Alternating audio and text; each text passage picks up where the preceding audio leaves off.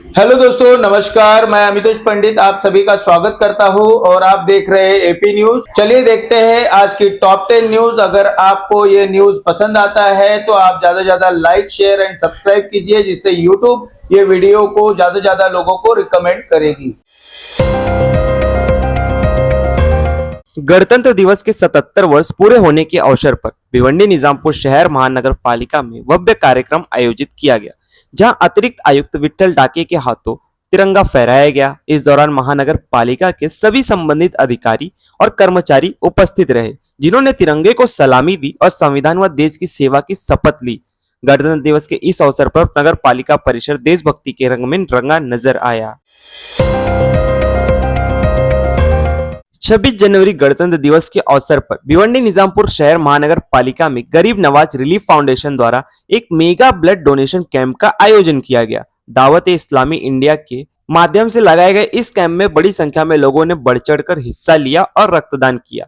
आयोजकों ने बताया कि यह महानगर पालिका में आयोजित उनका चौथा ब्लड डोनेशन कैंप है, जिसके जरिए जरूरतमंद मरीजों, थैलेसीमिया और डिलीवरी पेशेंट को साल भर रक्त उपलब्ध कराया जाता है। सुबह 10 बजे शुरू हुए इस कैंप में शुरुआती आधे घंटे में ही 15 से 20 लोगों ने रक्तदान किया।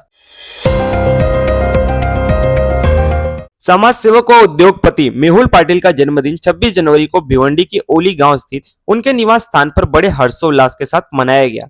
हाल ही में संपन्न भिवंडी निजामपुर महानगर पालिका चुनाव में वार्ड नंबर 16 से भाजपा के चुनाव चिन्ह पर उनकी पत्नी की जीत के बाद यह जन्मदिन और भी खास रहा। कार्यक्रम में भिवंडी शहर के कई दिग्गज भाजपा नेता, पूर्व व वर्तमान नगर सेवक, समाज सेवक और बड़ी संख्या में युवा मौजूद रहे, जिन्होंने फूलों के गुलदस्ते देकर मेहुल पाटिल का स्वागत किया और उनको शुभकामनाएं दी।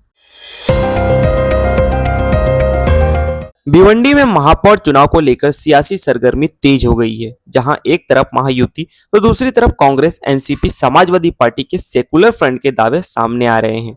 शहर में चर्चा का केंद्र समाजवादी पार्टी की 6 सीटें बनी हुई हैं, जिनके समर्थन से महापौर का फैसला तय माना जा रहा है। वार्ड नंबर 8 सहित कई इलाकों में नागरिकों का कहना है कि महापौर अनुभवी, सेकुलर सोच वाला और पूरे भिवंडी ईस्ट वेस्ट का समान विकास करने वाला होना चाहिए, न कि सिर्फ पार्टी या धर्म के आधार पर चुना जाए। लोगों ने साफ कहा कि जो नेता जमीन पर काम करेगा, पानी, सड़क, शिक्षा और स्वास्थ्य जैसी बुनियादी समस्याओं का समाधान भी करेगा, वही भिवंडी का सही महापौर होना चाहिए। 26 जनवरी की सुबह आजाद नगर झोपड़पट्टी इलाके में चाकू मारकर हत्या की सनसनीखेज वारदात सामने आई है। पुलिस के अनुसार सुबह करीब 9:30 बजे फिरियादी गुलजार अहमद शाह ने शिकायत दर्ज कराई कि उसके भाई पर उसके ही रिश्तेदार फूफा के बेटे ने चाकू से हमला किया। गंभीर हालत में घायल को आईजीएम अस्पताल ले जाया गया, जहां डॉक्टरों ने उसे मृत घोषित कर दिया। प्रारंभिक जांच में सामने आया कि मृतक के मामा की लड़की को उसका पति कथित रूप से परेशान कर रहा था। इसी घरेलू विवाद के चलते झगड़ा बढ़ा और हत्या की गई। इस मामले में 3 आरोपियों के खिलाफ एफआईआर दर्ज कर उन्हें हिरासत में लिया गया है, जबकि घटनास्थल से एक रॉड भी बरामद कर जब्त की गई है और आगे की जांच अब भी जारी है। भिवंडी में महापौर चुनाव को लेकर जारी सियासत खींचतान के बीच आजाद समाज पार्टी ने 26 जनवरी को एक प्रेस कॉन्फ्रेंस कर कड़ा सवाल उठाया। पार्टी ने जिला अध्यक्ष रहबर रशीद ने आरोप लगाया कि हालिया महानगर पालिका चुनाव में चुने गए कई कॉर्पोरेटर जनता के बीच मौजूद ही नहीं है और शहर के बाहर रहकर फैसले किए जा रहे हैं, जो लोकतंत्र के खिलाफ है। उन्होंने कहा कि हर बार भिवंडी में महापौर चुनाव हॉर्स ट्रेडिंग के जरिए किया जाता है और जनता को दरकिनार कर दिया जाता है। साथ ही सेकुलर फ्रंट पर सवाल उठाते हुए उन्होंने मांग की कि जो महापौर बने वह पहले सार्वजनिक रूप से अपने विकास के मुद्दे सामने रखे, तभी जनता उनका समर्थन तय कर सकेगी। महानगर पालिका ने प्रॉपर्टी टैक्स बकाया को लेकर सख्त कार्रवाई करते हुए प्रभाग समिति क्रमांक 5 में स्थित भिवंडी वीवर्स एजुकेशन सोसाइटी के वीवर्स इंग्लिश मीडियम प्राइमरी व हाई स्कूल के प्रिंसिपल ऑफिस और कंप्यूटर लैब को सील कर दिया है।